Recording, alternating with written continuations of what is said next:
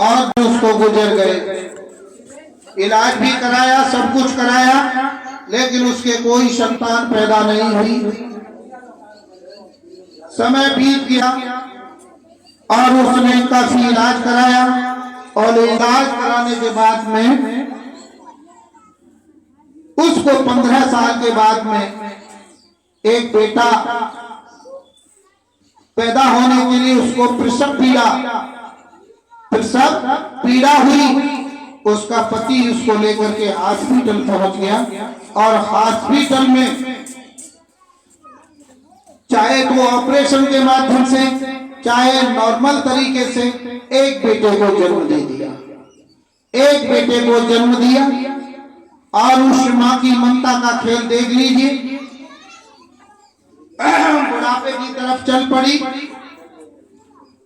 और बेटे को जन्म दिया तो देखा कि उस बेटे की एक आंख नहीं थी, उसके एक आंख नहीं थी। उस कुदरत का करिश्मा था। और जब एक आंख उस बेटे की रही, मां की ममता उमड़ी और उसने कहा डॉक्टर साहब मेरे बेटे के एक आंख नहीं है। डॉक्टर ने कहा कि हे मां तुम्हारे बेटे के एक आंख नहीं है, अगर कोई इसको अपनी आंख निकाल करके दे दे तो ये 2 आंख वाला हो जाए। उस मां ने अपने पति से कहा कि जाओ, चाहे तुम्हारी जमीन गिरवी लग जाए, चाहे बिक जाए, मकान दुकान सब बिक जाए और एक आंख का इंतजाम करके लाओ। देखिए माँ क्या क्या करती है। 9 महीने पेट में रखने के बाद माँ की ममता, और आज उनके जूतियों से मारते हैं। माँ की ममता ऐसी डोली कि अपने पति से कहा, पति ने जमीन को गिरवी रख दिया और पैसा लेकर के गया नातेदार रिश्तेदारी जहां मिला और सबसे उसने कहा कि भैया एक आंख डॉक्टर साहब ने मंगाई है, कि बेटा हमारा एक आंख का है तो कौन आंख दे दे। इस मनुष्य शरीर की एक एक अंगे के पुर्जे की कीमत है, इसलिए इसको बेशकीमती कहा गया है। इसलिए ये मानव तन बेशकीमती है, अमोलक, ये दिव्य पदार्थ है, ये देवी और देवताओं को दुर्लभ इसलिए नहीं कहा। अगर तुमसे ये कहा जाए कि तुम अपनी एक बाजू काट करके हमको दे दो, तुमको 1 करोड़ रुपए देंगे, तो एक बाजू काट के कोई दे देगा? हम कहें एक तुमको 2 करोड़ रुपए देंगे, एक आंख निकाल के दे दो, कोई नहीं देगा। इसलिए ये मनुष्य शरीर अमोलक है, बेशकीमती, इसलिए वो मांगता फिरता रहा, किसी ने उसको एक आंख नहीं दी। हॉस्पिटल में वापिस आ गया। अब जब हॉस्पिटल में वापिस आया, डॉक्टर से कहा कि आंख किसी ने नहीं दी, तो डॉक्टर साहब ने कही ऐसो करो, काउट ना दे तो तुम्हें पे एक आंख निकाल के दे दो। बाप ने कहा कि ये कानों ही रहने दो, हम क्यों पे आंख दे दे, कहते एक आंख कोई ठीक है, लेकिन बाप ने भी उसको आंख नहीं दी। माँ की ममता देख लीजिए, जिसने 9 महीने अपने गर्भ के अंदर रखा और माँ चीख पड़ी और रोने लगी। जब डॉक्टर साहब से कहा, डॉक्टर साहब कोई नहीं देगा, जरा मेरा इंजेक्शन लगाइए दर्द का और मेरी आंख को निकाल लीजिए, लेकिन मेरे बेटे की आंख लगा दीजिए। और उस डॉक्टर ने उस माँ की आंख को निकाल करके और बेटे के आंख लगा दी। बेटा 2 आंख वाला हो गया और माँ एक आंख वाली रह गई। माँ एक आंख की रह गई। समय बीत गया, घर आ गए, जमीन गिरवी रख दी और जमीन को वापस ले लिया, जैसे भी जो भी हुआ। लेकिन वो बेचारी अब अपने बर्तन मांज रही है, घरों में रोटियां बना रही है, बच्चा बड़ा हुआ। समय पश्चात उसके पति का देहांत हो जाता है, पति खत्म हो गया। अब तो बेचारी विधवा हो गई माँ, और विधवा माँ घर घर के बर्तन झूठे मांज रही है, बच्चे का भरण पोषण और अपने पेट के लिए। बच्चा थोड़ा बड़ा हो गया, माँ ने कहा बच्चा बड़ा हो गया, इसको पढ़ाने लिखाने के लिए किसी स्कूल में एडमिशन कराया जाए। कक्षा 1, 2, 3, 4, 5 तक उसने ठीक तरीके से पढ़ाया। प्राइमरी में किसी ने कहा कि इसको अच्छे स्कूल में दाखिला करा दीजिए, उसमें अच्छे स्कूल में दाखिला करवाने के लिए मां गई और प्रिंसिपल साहब से कहा कि प्रिंसिपल साहब हमारे बच्चे का एडमिशन कर लीजिए। तो उन्होंने पैसा मांगा और मां ने पैसा देने से इनकार कर दिया कि इतना पैसा हमारे पास नहीं है। किसी तरीके से दूसरे स्कूल में गई और मेहनत मजदूरी करके पैसा जुटा करके और उस बच्चे का एडमिशन करा दिया। और जब बच्चे का एडमिशन हो गया, बच्चा स्कूल पढ़ने जाने लगा और वो माँ छोड़ने के लिए जाती है उस बेटे को, अपने बेटे को छोड़ने के लिए जाती है। और छोड़ करके जब आती है तो एक दिन स्कूल के बच्चे कहने लगे उस बेटे से कि देखो तो ये कितना अच्छा लग रहा है और इसकी माँ एक काफी काली कलूटी और ये इसे छोड़ने आती है। और उस बेटे ने आकर के अपनी माँ से कहा कि माँ तुम आज से स्कूल नहीं जाओगी, क्योंकि स्कूल के बच्चा व्यंग कसते हैं और गंदी गंदी बातें कहते हैं, इसलिए तुम स्कूल मत जाया करो, हम चले जाएंगे। माँ ने कहा ठीक है बेटा। और बच्चा स्कूल में अकेला जाने लगा और पढ़ लिख करके उसने हाई स्कूल किया, इंटर किया, MA BA किया और MA BA करने के बाद और पढ़ता लिखता चला गया, IAS PCS की तैयारी की। एक दिन वो जिले का कलेक्टर बन गया। वो बेटा एक दिन जिले का कलेक्टर बन गया और जब जिले का कलेक्टर बना तो जिले में रहने लगा।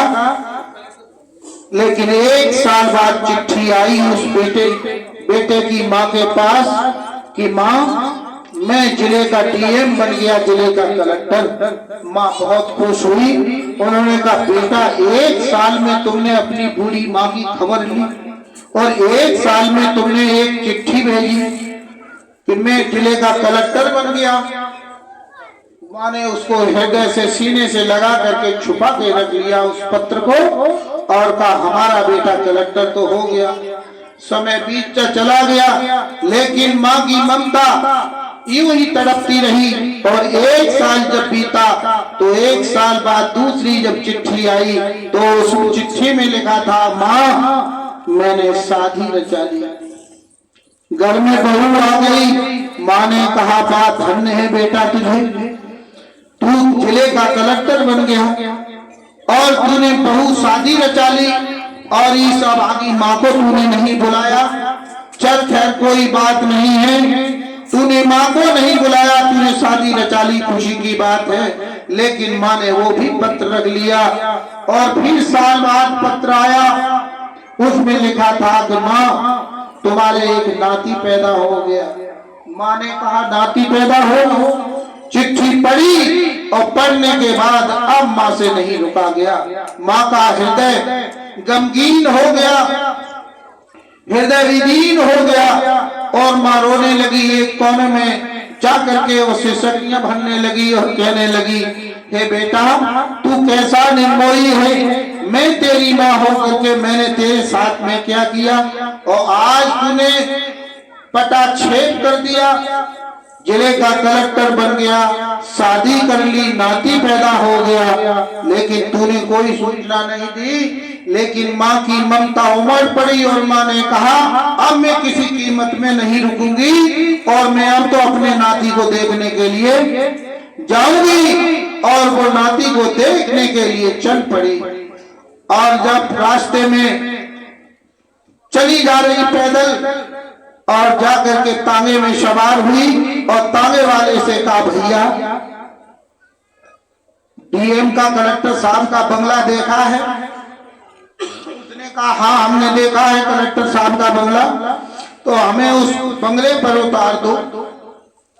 और उस माँ को उस बंगले के गेट के सामने उतार दिया और माँ वहां एक झोले में अपने कपड़े रखे हुए और उसमें वो पत्र रखे हुए और गेट के सामने खड़ी होकर के कहने लगी कि बेटा उसमें मंत्री बेटा संतरी बैठते हैं गेट कीपर, उनसे कहा बेटा ये कलेक्टर साहब का ही बंगला है? कि हाँ अम्मा ये कलेक्टर साहब का बंगला है, तो मैं कलेक्टर साहब से मिलना चाहती हूँ, क्यों? कि ये मेरा कलेक्टर साहब मेरा बेटा है। उस संतरी ने कहा चल तू काली कलूटी कलेक्टर साहब ऐसे, अरे चल चल, लेकिन वो नहीं माना। उसने कहा कि देखो पत्र निकाल के दिया, और पत्र जब निकाल करके दिया और पत्र जब संतरी ने पढ़ा तो कहा कि हो न हो ये माँ की हो, और दस्तखत तो जहाँ पे कलेक्टर साहब की ही है। उन्होंने कहा जरा जाने दो, और गेट खोल दिया और माँ अंदर प्रवेश कर गई। अंदर वाले गेट पर जब पहुंची तो उन्होंने वहां भी पत्र दिखाया, और पत्र दिखाने के बाद उस गेट वाले ने कहा संतरी ने कि देखो ये रास्ता गया है ऊपर चढ़ने का। और माँ उस दरवाजे से हो करके और जीने से जब ऊपर पहुंची तो देखा कि नाती पालने में झूल रहा है, नाती पालने में झूल रहा। और माँ की ममता ऐसी डोली की दौड़ करके भाग करके अपने नाती को गोद में उठा लिया। और जब गोद में उठाया तो रसोई में काम कर रही बहू उसने मुड़ करके देखा कि ये कौन है काली कलूटी जिसने मेरे बेटे को झपट के उठाया है, हो सकता है कि मारने के लिए ले जा रही हो। उसने कहा, झपट के छीन लिया बहू ने बेटे को और कहा इधर ला। सास कहने लगी, बहू हम तो तुम्हारी सास हो, हम तुम्हारी सास हैं बहू।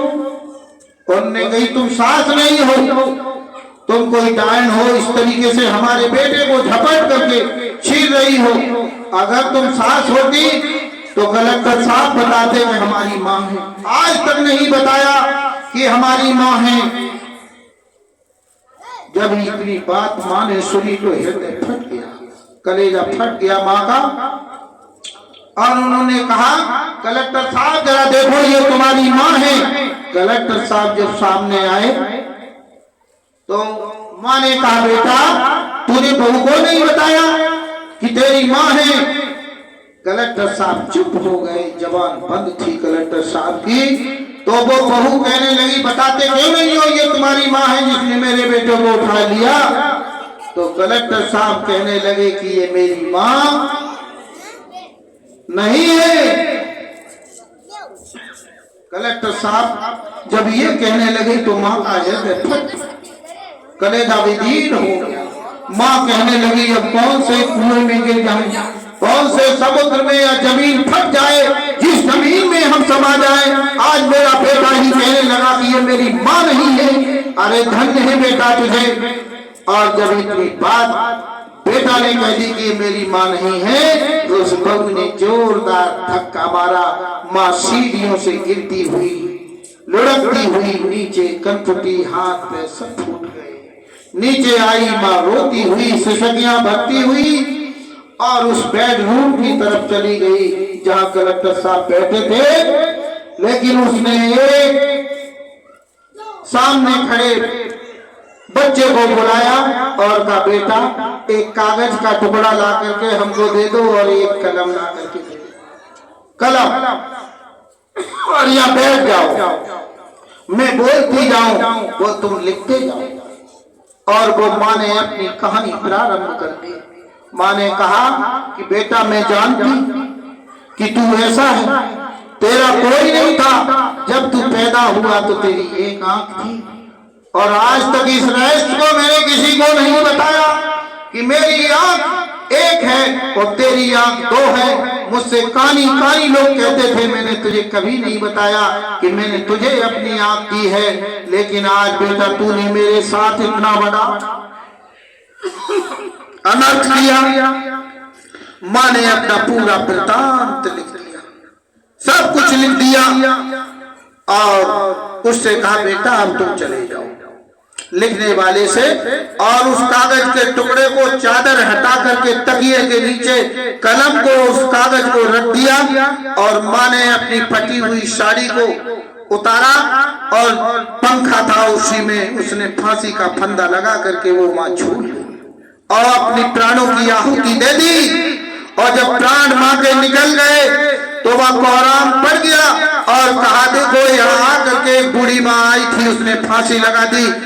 और कलेक्टर साहब को जो सूचना दी गई तो कलेक्टर साहब उनकी पत्नी भाग करके आए और उसमें देखा और लाश को उतारा तो वहां वो लड़का था जिसने लिखा वो आया और उसने कहा कलेक्टर साहब इस माँ ने कुछ लिखवाया था हमसे कि क्या लिखवाया कि जरा देख लीजिए।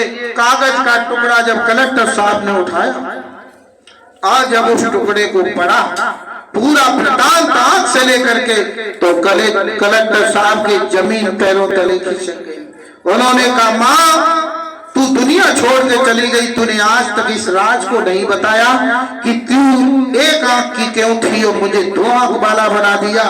लेकिन दुनिया छोड़ के माँ चली गई, अब चीखते और चिल्लाते हो क्या होने वाला। ऐ सत्संगी प्रेमी भाई बहनों, माँ बाप जब चले जाएं दुनिया छोड़ करके रोटियों के टुकड़ों पर उनको पालते हो, रोटी कपड़ा नहीं देते, टूटी चारपाई दे देते हो और चौड़े मैदान में झोपड़ी में डाल देते हो। तुमको होश आना चाहिए कि ये माँ बाप देवी और देवता नहीं है, ये माँ गुरु से बड़े और उस परमात्मा से बड़ी श्रेणी है। माँ की ममता छोटी मोटी शक्ति नहीं है। इस माँ की ममता जब जागेगी और जिस वक्त तुम श्राप दे देगी तो तुम जन्म मूल से समाप्त हो जाओगे, तुम्हारा नाश हो जाएगा, तुम्हें ये अंदाजा नहीं है। इसलिए माँ की ममता और तुम कहते हो कि हम अपने माँ बाप का श्राद्ध करेंगे, अब तो हमको देर भी करेंगे, अब तो 20-20